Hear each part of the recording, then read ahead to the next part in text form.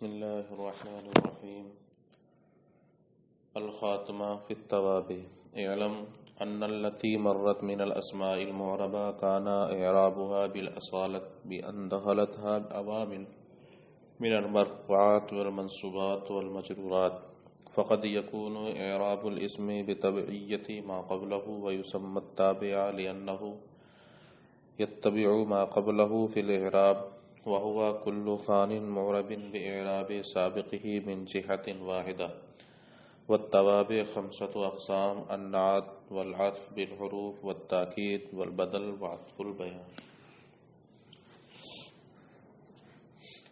عزیز طلبہ، السلام علیکم ورحمۃ اللہ وبرکاتہ.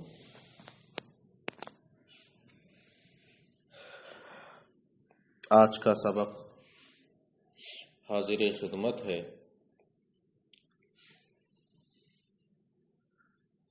آج خاتمے کا بیان شروع کرتے ہیں. یہاں آپ نے اس میں معرب کے بیان کو شروع کیا تھا تو فرمایا تھا کہ اس کے احکام کو ایک مقدمہ، 3 باب اور ایک خاتمے میں پیش کیا جائے. مقدمہ بھی آپ پڑھ چکے، تینوں باب بھی پڑھ چکے جس میں مرفوعات، منصوبات اور مجرورات کا بیان ہوا. اب خاتمے کا بیان.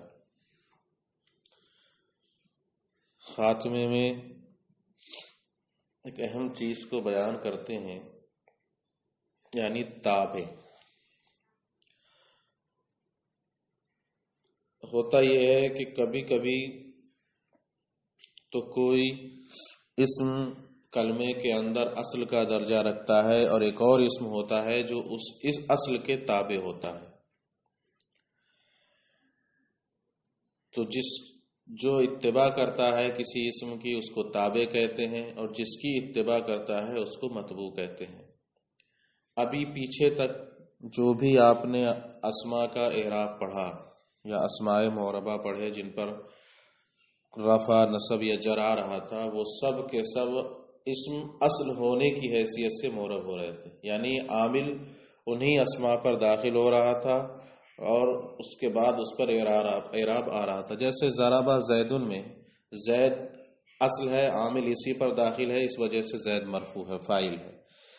مررت زیدن میں زید خود اصل ہونے کے اعتبار سے مفعول ہے، حالت نصب میں ہے، اس وجہ سے اس پر عامل آ رہا ہے اور منصوب ہو رہا ہے. مررت بزیدن میں زید اصل ہے، اپنی اصلیت کی بنیاد پر اسی پر حرف جار داخل ہے، اس لیے یہ مجرور ہو رہا ہے.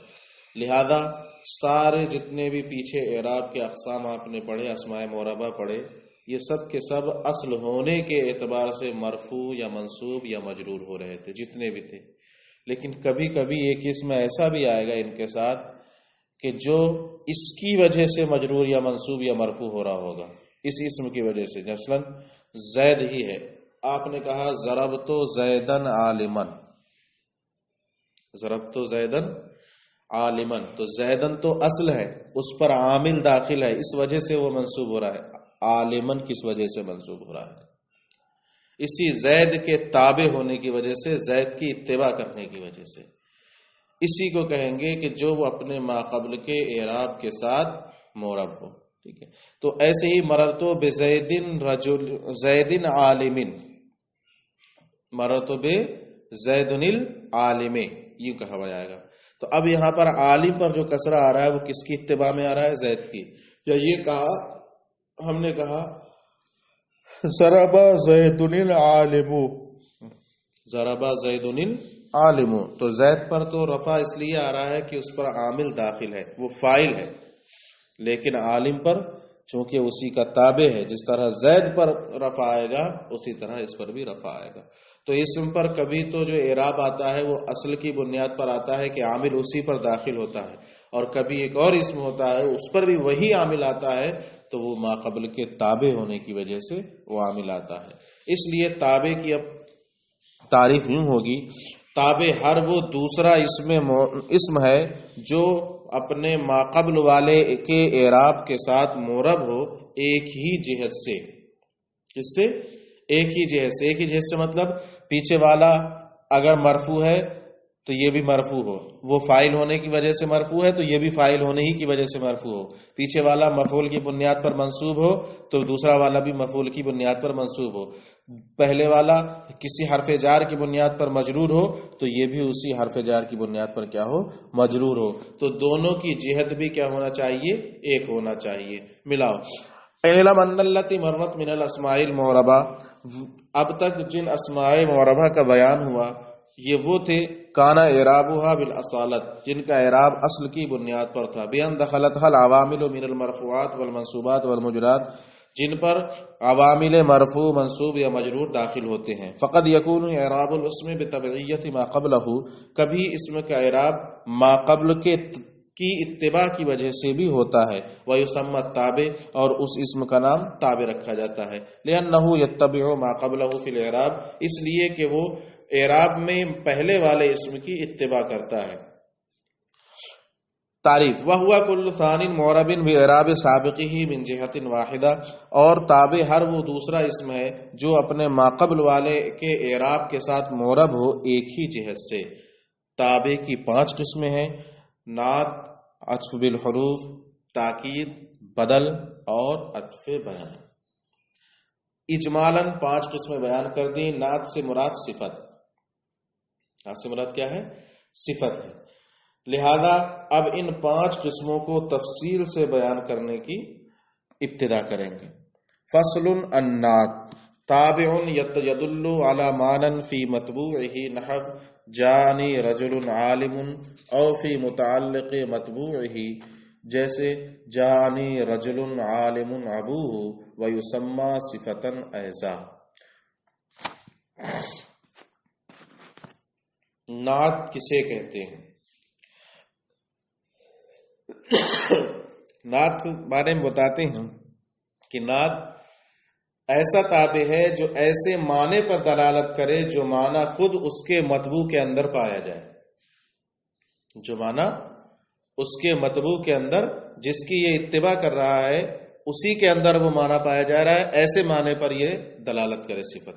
صفت ایک تابع ہو گئی، جیسے جاءنی رجل عالم، اس مثال میں عالم یہی صفت ہے کہ نہیں صفت ہے، ٹھیک ہے، اور اس کے اندر عالم ہونے کا معنی ہے، یہ کون سا معنی بتا رہی ہے، عالم ہونے کا معنی، اور یہ معنی کس میں پایا جا رہا ہے، میرے پاس عالم مرد آیا، مرد کے اندر عالم رجل کے اندر پایا جا رہا ہے کہ نہیں پایا جا رہا ہے، تو یہاں پر صفت دلالت کر رہی ہے ایسے معنی پر جو معنی خود اس کے مطبوع میں پایا جا رہا ہے، رجل میں پایا جا رہا ہے، یہی اس کا مطبوع ہے، اور اسی کے اندر عالم ہونے کا، علم کا معنی پایا جا رہا ہے کہ نہیں پایا جا رہا ہے، اور یہ مرفوع بھی ہے، کس کی بنیاد پر، کیونکہ رجل بھی فاعل ہے تو عالم جو اس کی صفت ہے وہ بھی کیا کہلائے گی، فاعل کہلائے گی، ایک ہی جہت سے دونوں مرفوع بھی ہو رہے ہیں۔ تو نعت وہ صفت ہے جو ایسے معنی پر دلالت کرے جو معنی اس کے خود مطبوع میں ہو، جیسے جاءنی رجل عالم ایک ہوا، یا ایسے معنی پر دلالت کرے جو معنی خود مطبوع میں نہ ہو لیکن مطبوع کے متعلق میں ہو، جیسے جاءنی رجل عالم ابوہ، میرے پاس ایسا مرد آیا جس کا باپ عالم ہے، یہاں بھی لفظ عالم صفت ہے، تابع ہے کس کی، رجل کی، اور معنی پر دلالت بھی کر رہی ہے، علم کے معنی پر، لیکن یہ والا معنی اب کی بار علم کا معنی مطبوع میں نہیں پایا جا رہا ہے۔ کیا ترجمہ ہے، میرے پاس ایسا مرد آیا جس کا باپ عالم ہے، یہ علم کا معنی کہاں پایا جا رہا ہے، مرد کے باپ میں، یعنی اس کے متعلق میں، مرد کے متعلق میں، اور مرد مطبوع ہے یعنی مطبوع کے متعلق میں۔ تو اب صفت یہاں پر جس معنی پر دلالت کر رہی ہے وہ معنی خود مطبوع کے اندر نہیں پایا جا رہا ہے بلکہ مطبوع کے متعلق میں پایا جا رہا ہے، تو وہی کہہ رہے ہیں کہ صفت ایسا تابع ہے جو ایسے معنی پر دلالت کرے جو معنی خود تابع اس کے مطبوع میں ہو، جیسے جاءنی رجل عالم، یا مطبوع کے متعلق میں ہو، جیسے جاءنی رجل عالم ابوہ، ویسمى صفۃ ایضا، اور اس کو صفت بھی کہتے ہیں۔ والقسم الاول یتبع متبوعہ فی عشرۃ اشیاء فی الاعراب والتنکیر والتذکیر والافراد والتثنیہ والجمع والتذکیر والتانیث، نحو جاءنی رجل عالم ورجلان عالمان ورجال عالمون وزید العالم وامرأة عالمة۔ والقسم الثانی انما يتبع متبوعه في الخمسة الاول فقط عن الاعراب والتعریف والتنکیر كقوله تعالی من هذه القرية الظالم اهلها. آسان بات ہے. اب یہ کہتے ہیں کہ صفت کی یہ جو دو قسمیں ہیں، پہلی والی قسم 10 چیزوں میں اپنے مطبوع کے مطابق ہوگی، یعنی جیسا مطبوع ہوگا ویسے ہی تابع ہوگا. مطبوع اگر مذکر ہے تو تابع بھی مذکر، مطبوع اگر مؤنث ہے تو تابع بھی مؤنث، مطبوع اگر معرفہ ہے تو تابع بھی معرفہ، مطبوع اگر نکرہ ہے تو تابع بھی نکرہ، مطبوع اگر واحد ہے تو تابع بھی واحد، تثنیہ ہے تو تثنیہ، جمع ہے تو جمع. یعنی ان 10 چیزوں میں اعراب میں، یعنی مطبوع اگر مرفوع ہے تو یہ بھی مرفوع، وہ منصوب ہے تو یہ بھی منصوب، وہ مجرور ہے تو یہ بھی منصوب. 10 چیزوں میں تابع اپنے مطبوع کے موافق ہوگا. ٹھیک ہے. جیسے ایک مثال دی ہے جاءنی رجل عالم. دیکھو یہ واحد کی بھی مثال ہے، ٹھیک ہے، یعنی رجل اور عالم دونوں مفرد یعنی واحد ہے. ساتھ ہی ساتھ نکرہ کی مثال ہے، دونوں نکرہ ہے، رجل بھی نکرہ ہے اور عالم بھی نکرہ ہے. ساتھ ہی ساتھ دونوں مرفوع ہیں، ساتھ ہی ساتھ دونوں مرفوع بھی ہیں. سب کی مثال ہو گئی. ایسے ہی رجلان عالمان، تثنیہ کی بھی مثال ہو جائے گی. یہ کس کی؟ تثنیہ کی ہو جائے گی، نکرہ بھی ہو جائے گا، اعراب بھی ایک ہی ہو جائے گا. رجال عالمون جمع کی مثال ہو جائے گی، مذکر بھی ہیں، جمع بھی ہیں، ٹھیک ہے، نکرہ بھی ہیں، سب کی مثال بن جائے گی. زید العالم، زید معرفہ ہے تو صفت بھی کیا رہی ہے؟ معرفہ. مرفوع ہے تو مرفوع ہے. وامرأۃ عالمۃ، اعراب بھی دونوں کا ایک ہے اور دونوں کے دونوں کیا ہیں؟ مؤنث. یہ سب کی مثالیں بن جائیں گی، صرف غور کرنے کی ضرورت ہے. تو پہلی والی جو صورت ہے صفت کی، پہلی قسم، وہ مطبوع کے 10 چیزوں میں موافق ہوگی، اور دوسری والی جو قسم ہے وہ صرف اور صرف 5 چیزوں میں مطبوع کے موافق ہوگی. وہ بھی پہلی 5 چیزیں. پہلی کیا؟ اعراب. اعراب میں 3 چیزیں ہیں، حال، رفع، نصب، جر. 3 یہ ہو گئے، تعریف اور تنکیر. یعنی جو اعراب معرفہ کا مطبوع کا ہوگا وہی اعراب اس کا بھی ہوگا، اور مطبوع اگر معرفہ ہوگا تو صفت بھی یعنی تابع بھی معرفہ ہوگا، مطبوع اگر نکرہ ہوگا تو تابع بھی کیا ہوگا؟ نکرہ ہوگا. جیسے قرآن پاک میں ہے من هذه القرية الظالم اهلها، تو قریہ یہ موصوف ہے، الظالم اس کی صفت ہے. تو دیکھو قریہ بھی معرفہ ہے اور ظالم بھی صفت ہے. ٹھیک ہے. اعراب بھی دونوں کا کیا ہو رہا ہے؟ ایک ہو رہا ہے. قریہ معرفہ ہے اور ظالم بھی کیا ہے؟ معرفہ ہے. قریہ موصوف ہے اور ظالم اس کی صفت ہے. تو یہاں پر دیکھو تذکیر و تانیث والے میں موافقت ضروری نہیں ہے، اس لیے اس کو یہاں پر ذکر ہی نہیں کیا ہے. ملا. پہلی قسم 10 چیزوں میں اپنے اشیاء اپنے مطبوع کے موافق ہوگی. اعراب یہ 3 چیزیں ہیں، تعریف، تنکیر، افراد، تثنیہ، جمع، تذکیر، تانیث. جیسے جاءنی رجل عالم ورجلان عالمان ورجال عالمون وزید العالم وامرأۃ عالمۃ. والقسم الثانی، اور دوسری قسم 5 چیزوں میں اپنے مطبوع کے مطابق ہوگی. جیسے یعنی اعراب، تعریف اور تنکیر. اعراب میں 3 چیزیں ہو گئی، 3 تعریف اور تنکیر. كقوله تعالی من هذه القرية الظالم اهلها. وفائدۃ النعت تخصیص المنعوت ان کان نکرتین نحو جاءنی رجل عالم وتوضیحہ ان کان معرفتین نحو جاءنی زید الفاضل. اب نعت کا فائدہ بتا رہے ہیں. کہتے ہیں اگر موصوف صفت دونوں نکرہ ہوں تو صفت کا فائدہ یہ ہے کہ وہ موصوف کی تخصیص کر دے گی، موصوف کی تخصیص کرے گی. جیسے جاءنی رجل عالم. اب اگر یہ نہ ہوتا عالم اور صرف کہا جاتا جاءنی رجل تو یہ تخصیص ہو ہی نہیں پاتی. کون سا مرد آیا؟ تو ہو جاتا کوئی بھی مرد آئے. لیکن جب عالم صفت لگا دی اور کہا جاءنی رجل عالم، میرے پاس وہ مرد آیا جو عالم ہے، جو عالم ہے. تخصیص ہو گئی کہ نہیں تخصیص ہو گئی؟ ورنہ تو کوئی بھی مرد ہو جاتا نا. تو اب اس میں تخصیص ہو گئی. اور اگر دونوں معرفہ ہوں، یعنی موصوف صفت دونوں معرفہ ہوں، تب صفت سے موصوف کی کیا ہوتی ہے؟ وضاحت ہوتی ہے. جیسے جاءنی زید الفاضل. اب اگر صرف کہا جاتا جاءنی زید، معنی تب بھی واضح ہوتا زید معرفہ ہے، میرے پاس زید آیا.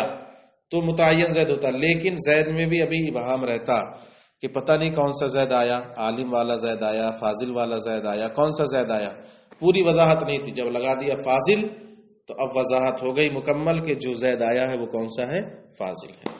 وہ کہتے ہیں کہ تخصیص کا نعت کا فائدہ یہ ہے کہ منعوت کی تخصیص ہو، موصوف کی صفت تخصیص ہو جائے اگر دونوں نکرہ ہوں، جیسے جاءنی رجل عالم، اور اگر دونوں معرفہ ہوں تو موصوف کی وضاحت مقصود ہوتی ہے، جیسے جاءنی زید الفاضل. وقد يكون لمجرد الثناء والمدح نحو بسم الله الرحمن الرحيم، وقد يكون للذم نحو اعوذ بالله من الشيطان الرجيم، وقد يكون للتاكيد نحو نفخة واحدة. کچھ فائدے رابطے اور بتا رہے ہیں کہ صفت کبھی صرف تخصیص اور توضیح کے لیے نہیں بلکہ کبھی مدح و ثنا کے لیے بھی آتی ہے اور کبھی صرف اور صرف ذم کے لیے آتی ہے. مدح و ثنا کے لیے جیسے بسم اللہ الرحمن الرحیم، تو الرحمن اور رحیم یہاں پر یہ جو کلمہ جلالت کی صفتیں ہیں یہ کس لیے ہیں؟ اللہ تبارک و تعالیٰ کی تعریف و توصیف کے لیے ہیں. ایسے ہی اعوذ باللہ من الشیطان الرجیم میں جو رجیم صفت شیطان کی بیان کی گئی ہے یہ تخصیص یا توضیح کے لیے نہیں بلکہ صرف اور صرف اس کی مذمت کرنے کے لیے. اور کبھی کبھی صفت کہتے ہیں تاکید کے لیے آتی ہے، جیسے نفخۃ واحدہ. اب یہاں پر واحدہ جو صفت لائی گئی ہے یہ نہ اس سے تخصیص مقصود ہے، نہ توضیح مقصود ہے، نہ مدح و ثنا مقصود ہے اور نہ ہی ذم مقصود ہے، بلکہ صرف نفخۃ واحدہ، تاکید، اسی نفخہ کی تاکید مقصود ہے، ایک سانس.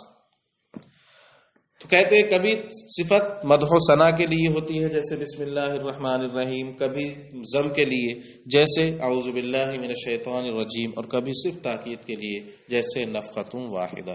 وعلم ان النکرۃ توصف بالجملۃ الخبریہ نحو مررت برجل ابوہ عالم او قام ابوہ والمضمر لا یوصف ولا یوصف به.